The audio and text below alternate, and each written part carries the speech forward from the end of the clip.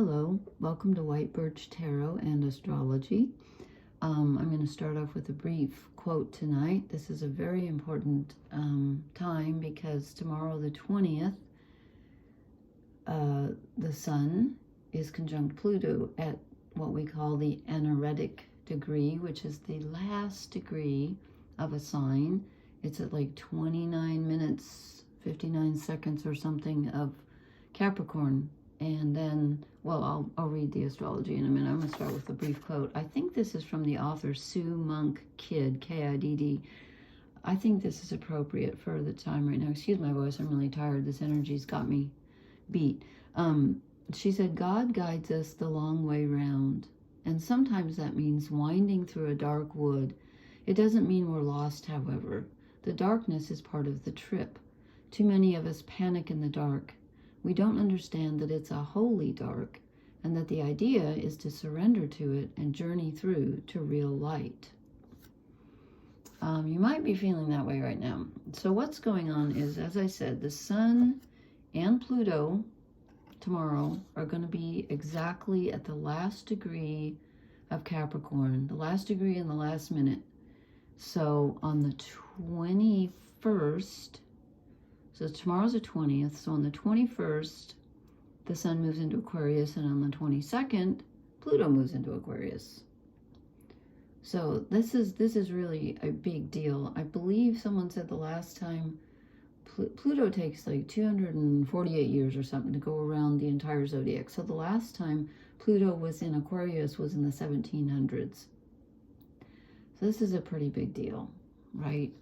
Not only is it not ever going to happen in our lifetimes, it's not going to happen for hundreds of years. So this is major. And there are some other things happening too. I think I told you before, Venus is going to square Neptune tomorrow. Venus is our relationships. Neptune is romance. Squares are blocks. So there could be some miscommunication and some misunderstanding, some fantasy thinking. And you know, Pluto is transformation, it's rebirth, it's death, but that's good because you can't have rebirth without letting something go. So we're really letting go of an old cycle and entering some new energy, which may not become apparent immediately, but you're probably feeling the change. I am definitely feeling the change. And we have some positive things happening. Oddly, I don't know why I'm saying oddly. Why is this odd? I don't know. Mercury, which rules our thinking and our communication. You know, like normally the cards tell us, it seems like almost every time I read them lately, they're telling us, go with your gut, don't go with your brain. Well, this time, I'm not looking at the cards, I'm just looking at the astrology. This time, it's like, go with your practical, logical thinking, rather than your emotions, because Mercury is trining Jupiter. It's exact on the 20th, which is tomorrow, and it's sextiling, which is also a positive aspect, Saturn on, let's see, that's today actually, it was exact today, the 19th. So Mercury is in really good communication with Jupiter, which expands our thinking and gives us optimism and hope. I'm not feeling it yet. Well, I'm sure I will. And then it's sextiling Saturn, so that gives you some like good, constructive, practical, I'm gonna hold on to my agate here, I need some grounding. Gives you some practical mental energy. And so that's helpful. And oddly, this degree, the 29th degree of Capricorn, where the Sun is conjuncting Pluto tomorrow, is the exact same degree where Saturn and Jupiter conjuncted each other. They were together in 2020. And I just looked up the date. It was December 17th. Oh my gosh. Sorry, just personal moment here. I just realized that was 2 weeks before my dad died. Goodness, you know what? I didn't, at the time I was so, I didn't even realize, yeah. Saturn and Jupiter, I mean, when Saturn and Jupiter come together, that's a really important thing. Some astrologers believe that if there was a historical Jesus, which is kind of up for grabs, I don't want to get into a religious argument with anyone, but you know, if he was born, they believe that that star of Bethlehem was actually the conjunction of Jupiter and Saturn, because when they come together, miraculous, like, big things happen. So anyway, so it's interesting that that same degree of Capricorn is now where the sun is conjunct Pluto tomorrow. So I did a reading to see what's this going to bring with the sun moving into Aquarius and then Pluto following it. And honestly, I thought, well, we did get some big cards. I thought, it's never what I expect. So I hope I can make sense of this. This energy is just wiping me out. I wonder, I'm so curious how you guys are all feeling. Please let me know. I'm really curious. I'm finding this extremely challenging. But then again, it's on my planets. So we start off with the Page of Swords. I'm using the Shadow deck because it just seems like it with Pluto. The Page of Swords. So here comes, this is interesting because I just told you to listen to your logical mind, which is Mercury. And Swords is thinking. Swords is air. And this can also be Aquarius. And it's the very, very beginning. Of course, when they're moving into a sign, they're at 0 degrees. So, you know, what did I say? The 21st and the 22nd. First, the sun moves into Aquarius and Pluto. So here's some beginning, here's some new thinking. Here's the birth of a new idea. This is good. It doesn't look good because this is a Shadow Fate deck and everybody looks kind of grim, but this is actually new thinking. Okay, this is, you know, get ready for a change. You're going to feel a change if you're at all sensitive, and you probably are, you wouldn't be here. And then we get the Nine of Pentacles, which I really wasn't expecting, because this is, although actually thinking about, I keep interrupting myself, I'm sorry. Thinking about the sun and Pluto moving through Capricorn. Of course, the sun goes through it every year at this time. But as I said, Pluto, you know, it's going to be another 200 and some years before Pluto gets back here in Capricorn. So we're closing out a cycle. But Capricorn is Earth and it's cardinal. And so this cycle of Pluto and Capricorn has probably taught you something about yourself. It entered in 2008. Think about how your life has changed since 2008. I think it went in March or April, I forget. But anyway, so you have a stronger sense of your self-identity. Oh, and I meant to mention also that this will really affect you if you have any planets, and by planets I mean anything. It could be the moon or asteroids or whatever. If you have any planets in the end degrees of the cardinal signs, that's Aries, Cancer, Libra, or Capricorn. Or if you have any planets in the beginning signs that are fixed signs, which are Taurus, Leo, Scorpio, or Aquarius, then you are like super going to feel it. And of course, if you have any planets that, you know, that's what I just said, didn't I? Yeah. Okay. Sorry. And also, like, if you're ascendant or you're descendant, or if you know where your midheaven is, or your, what they call the bottom of your chart, your IC, because, do I have a sample chart here I can show you that's not personal? No, that's somebody's. Okay. Just the axis. Where's one I can grab here? I don't mind showing I probably should. I won't show my birth date on here, but anyway. The axis, see those red lines that make a cross? That's the ascendant, the descendant, or it's left to right. And then see up there where it says MC, that's your midheaven.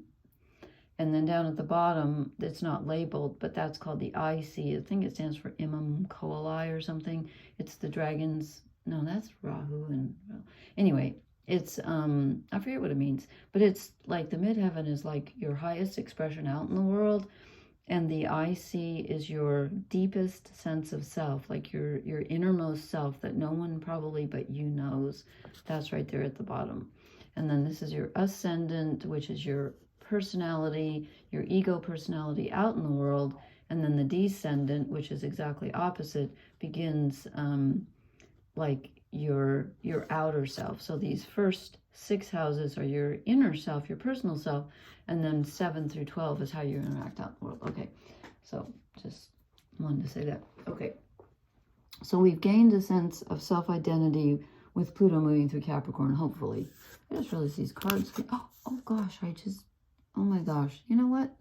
No offense to whoever made these, but this card stock is not great. They came kind of curved, and I just tried to bend this, and it's like going to break. Wow, how cheap. Huh, calling out the Shadow Fates deck here. Look at that. It just, wow. Don't try to bend them if you have them. Okay, we get the Four of Cups. This is usually emotional neutral, but in this deck, we're not feeling great. We could feel very emotionally upset. Someone has disappointed us. Someone has cheated us. Someone has let us down. We're feeling lonely. We're feeling blue. We're feeling depressed. Yeah, it's a tough time. It really is a tough time. But never fear. I'm going to let this card be crooked. I mean, look at this. It's bent, but if I touch it, it cracks. Not good. Not cool. The Queen of Pentacles. So this is telling us that we really, really need to stay grounded at this time. And nothing is more grounding than the last degree of Capricorn. I mean, that's like you're dug into the earth. Capricorns, I don't know if you realize this, but Capricorns don't really like change. Neither does their opposite sign Cancer, but well, neither does Taurus. Okay, earth signs in general kind of don't like change, but Capricorns can be very stuck. Like if they're sitting, they want to stay sitting. If they're standing, they want to stay standing. If they're doing X, they want to keep doing X. If they're doing Y, they want to keep doing Y. It's almost like you have to get a tractor trailer to get them to move, really. But this is telling us that we need to be in control of our physical surroundings. Count your blessings, look around you, ground yourself, be grateful for what you have, take stock, because I'm telling you, Pluto moving into Aquarius is good in many ways. Aquarius rules the collective, so you may be thinking about finding a sense of community right now and really feeling like you want to be surrounded with people who are like-minded, and not finding that right now, but you will as Pluto moves through Aquarius, and you're really going to feel that desire. So this is telling you, like, sit with yourself and find out, what do you have to offer? Don't move too quickly. And again, stay grounded, because this is going to feel kind of, I want to say, upsetting. And I don't mean like in a really bad way, but in a very like hang on to your hats kind of a way. So we're going to need that grounding energy, but it looks like we've got it there. If we, we got the 9 and the Queen, that's good. Then we get the 6 of Swords, which seems to be coming up a lot. And this is moving away from a painful situation. And in this deck, the person looks kind of stuck. I mean, they are moving. It looks like there's an oar in the water. Or is that a rudder? Is that a rudder? Because here's the oar. Anyway, they're moving very slowly. So don't expect it to just be jolted overnight. Although with everything moving into Aquarius, I don't know what to expect. But this is moving away from a painful situation, especially a mental situation where you're not sure what to do. You're kind of making a little bit of a move here. And interestingly, and again, I did not expect this card, we get the Lovers. Normally this is a card of choice, or it can be a card of romance, but tonight I'm not feeling that. Here's what I'm feeling. Okay, I said the sun is conjunct Pluto tomorrow. The sun is the sun. It's the light. It's the self. It's self-knowledge. It's clarity. Pluto is the underworld. It's what is unseen. I feel like this is the union of those two coming together with the sun conjunct Pluto. So something from your subconscious gets integrated at this time if you allow it. And maybe that's where the choice comes in. Are you going to allow it? Are you going to be brave enough to let go of the old and integrate something new? Here's your new sense of self, the 9 of Pentacles and the Queen of Pentacles. This is a time of integration, if you will allow it. And then we get the Wheel of Fortune. The wheel turns, and oh boy, does it turn. It truly does. Think of this as the zodiac, and it's going to go like click. It's going to turn an entire notch, and something new comes in. This is a beautiful card, I think. But really, things are changing on so many levels with this. This is such a big deal. And then we end out, again, I didn't expect this, with the Knight of Cups. So here comes someone, here comes either a person who's very sensitive, very caring to help you, or it could be anything that brings you emotional comfort. Something from deep within yourself can come up. It could be what do you love? What comforts you? Is it poetry? Is it music? Is it walking in nature? Is it your pets? Is it your spouse, your loved ones, your children? What is it? They're going to be there for you. So something comes in to help us at this time, because believe me, we're going to need it. I'm not trying to scare anybody, but this is a big change. And, you know, some signs are better at change than others. But as a Sun in Capricorn person, I have to say, I'm not great at change. And yet I crave it. So there you go.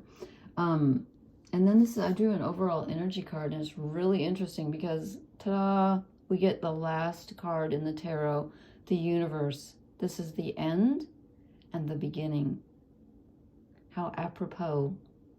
It's the end of a cycle. We are coming to the end of the Capricorn and the Pluto and Capricorn cycle, which has been, oh my gosh, depending on where your planets are, and I think for the whole world, this has been, think of the struggles we've had with governments and leadership and the patriarchy and masculine energy.